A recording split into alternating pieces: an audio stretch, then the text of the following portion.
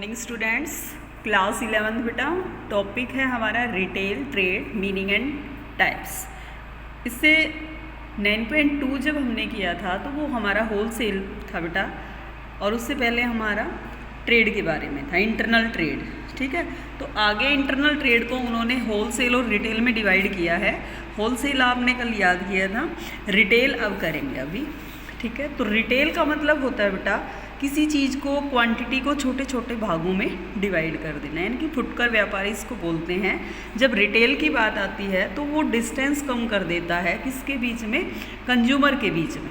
ठीक है, तो आपका जो प्रोड्यूसर होता है उसके बीच में पहले आपका होलसेलर काम करेगा, फिर आपका रिटेलर आएगा और लास्ट में आपका क्या हो जाएगा? कंज्यूमर हो जाएगा। ठीक है, तो कंज्यूमर क्या करता है बेटा? डिफरेंट क्वालिटी रखता है, क्वांटिटी ज़्यादा रखता है, पर वो क्या करता है? अलग अलग क्वांटिटी रखता है, अलग अलग क्वालिटी रखता है। ठीक है, जैसे आपके बिस्किट हैं वो पार्ले जी के अलग से रखेंगे, गुड डे के अलग से रखेंगे, इस तरीके से अलग अलग वैरायटी उनके पास मिलेगी, पर वो स्मॉल क्वांटिटी में होगी, ज़्यादा लार्ज क्वांटिटी उनके पास नहीं होती है। तो अब इनकी फीचर्स है बेटा, retail trade in a last link of है मिडलमैन, इससे यानी कि आपका ये लास्ट स्टेप होता है, मिडलमैन जो मध्यस्थ होते हैं उनका। He deal in a number of things, अलग अलग जो अभी मैंने बताया कि वेराइटीज़ ज़्यादा रखते हैं ये। He purchase from the wholesaler trade and sell the consumer, wholesaler से ख़रीदते हैं और जो आपका सेलर है उसको बेच देते हैं। होलसेलर से वो क्वांटिटी कम खरीदते हैं, दूसरा वो गुड्स का जो है स्मॉल क्वांटिटी रखते हैं, अभी बताया था, और इनकी कैपिटल की रिक्वायरमेंट इतनी नहीं होती है।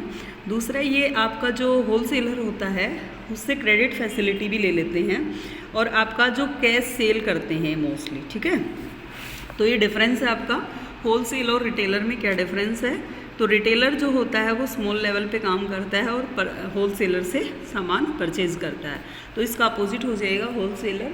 होलसेलर प्रोड्यूसर से माल खरीदता है और आपका जो रिटेलर को सेल करेगा।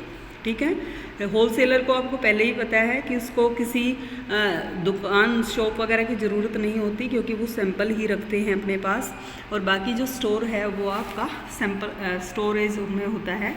और रिटेल जो होता है वो आपका क्रेडिट फैसिलिटी नहीं देता है, कैश सेल मोस्टली वो करता है। ठीक है, जबकि आपका जो होलसेलर होता है वो क्रेडिट फैसिलिटी देता है।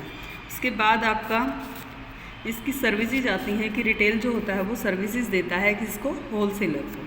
ठीक है, नेसेसरी इन्फॉर्मेशन प्रोवाइड कराता है कि गुड्स से रिलेटेड जो भी इन्फॉर्मेशन होती है वो यही प्रोवाइड कराएंगे। क्रेडिट डिमांड आपकी क्रिएट डिमांड को क्रिएट करता है।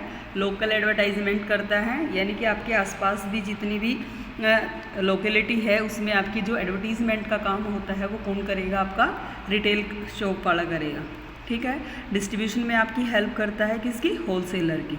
उसको होलसेलर को इसकी वजह से क्या है, रिटेलर की वजह से कंज्यूमर से मिलने की ज़रूरत नहीं होती है। ठीक है, अब सप्लाई जो सर्विस है वो कंज्यूमर के उसमें आएगी आपकी।